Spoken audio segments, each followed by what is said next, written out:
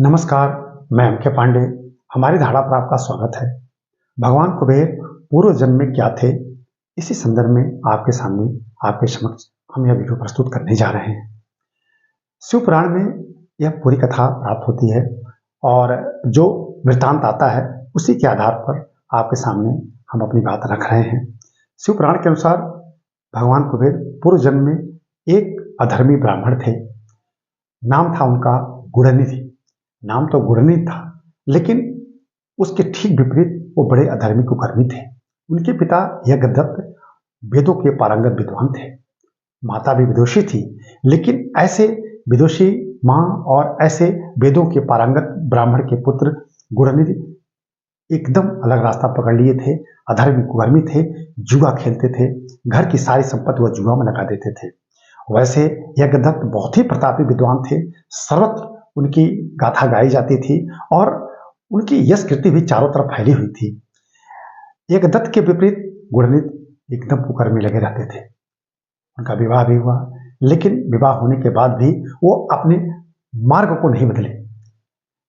एक दिन अब माँ सो रही थी, उनकी चुपके से उन्होंने अंगूठी निकाल ली और अंगूठी भी जुए में हार गए। कुछ दिन के बाद एक जुआरी के सामने हाथ में उस अंगूठी को जब यज्ञदत्त ने देखा तो उन्हें बड़ा आश्चर्य हुआ। वो पहचान गए कि यह तो अंगूठी मेरी पत्नी की है। फिर उस जुआरी से उन्होंने पूछा, यह अंगूठी तुमने कहाँ से प्राप्त की? उस जुआरी ने डरते डरते सारी बात बता दी। गुस्सा आ गया यज्ञदत्त को। घर आए, अपनी पत्नी से पूछा कि अंगूठी कहाँ है। पत्नी ने सारा वृत्तांत बता दिया। जब यह बात गुणनिधि को मालूम हुई, गुणनिधि डर गया। पहली बार वो डरा और विचलित इसके पहले कभी नहीं होता था, क्योंकि माँ का प्रश्रय मिला हुआ था और पिता को बिल्कुल नहीं मालूम था ये क्या क्या करता है। पहली बार उसका भेद खुलने वाला था। इतना डर गया कि वो पिता के सामने आने से कतराने लगा और उसको मन ही मन आत्मग्लानि भी होने लगी। वो पिता के सामने आने से बचने लगा, घर छोड़कर भाग गया। कई दिन इधर उधर मारा फिरता रहा, भूखा प्यासा। एक दिन वो कहीं जा रहा था, रास्ते में शिव के भक्त भजन कीर्तन करते हुए खूब सारा व्यंजन भगवान को प्रसाद के रूप में साथ में ले जाते हुए दिखाई दिए। भोजन की सुगंध जब गुणनिधि के नाक तक पहुंची तो वह पागल हो गया। वह भूखा था, वह कुछ खाना चाहता था, लेकिन जब नजदीक गया तो देखा कि शिवगण उस भोजन को, उस प्रसाद को भगवान भोलेनाथ के दरबार में ले जा रहे हैं, शिवालय में ले जा रहे हैं। वो पीछे पीछे हो लिया। शिवालय में विधि विधान से भगवान भोलेनाथ के शिवलिंग की पूजा हुई। सारे भक्तगण रात भर कीर्तन किए, देर रात तक गाते रहे, फिर वही सो गए। यज्ञदत्त का पुत्र गुणनिधि वही बैठा रहा किनारे। जब देखा कि सारे शिव भक्त सो गए हैं तो चुपके से गया और जो प्रसाद चढ़ाया गया था उसे चुरा कर लेकर भागने लगा।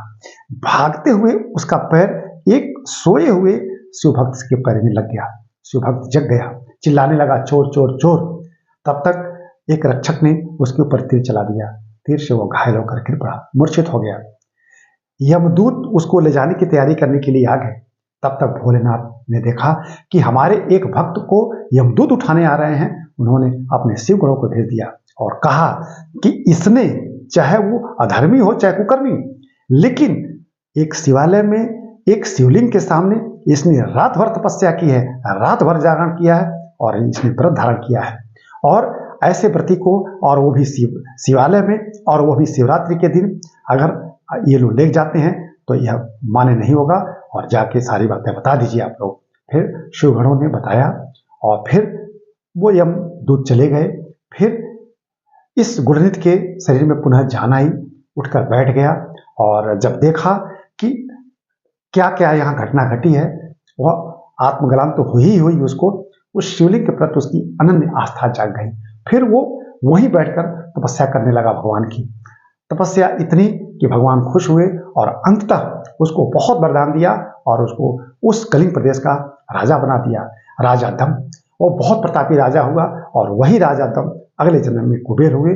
देवताओं में धन के देवता, और हम जब भी धन की कामना करते हैं तो अनायास ही हमारे मुंह से कुबेर का नाम आता है। कुबेर ही धन के देवता हैं।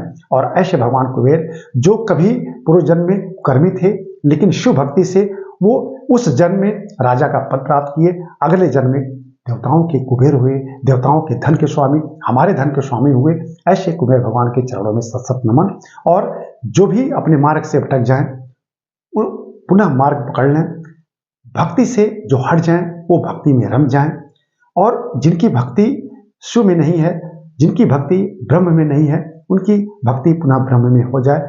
इसी दृष्टि से यह वीडियो आपके सामने प्रस्तुत किया गया था, और यह बताने के लिए प्रस्तुत किया गया है कि शिवलिंग का दर्शन मात्र ही बहुत परोपकारी है।